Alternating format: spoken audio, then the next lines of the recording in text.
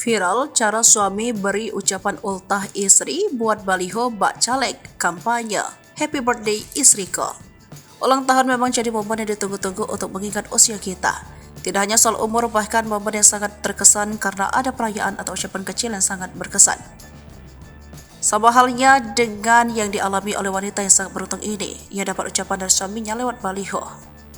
Unggahan video TikTok milik Auhihi yang dikutip tribuntrip.com sangat berkesan dan bikin iri. Terdapat ucapan manis dari suami untuk istri tercinta melalui baliho seperti caleg kampanye. Terlihat tulisan di billboard ucapan ulang tahun dan perayaan pernikahan. Bahkan terdapat kalimat yang sangat menggelitik dan sangat berkesan. Saya nggak nyalek, saya cuma ulang tahun, tertulis di baliho.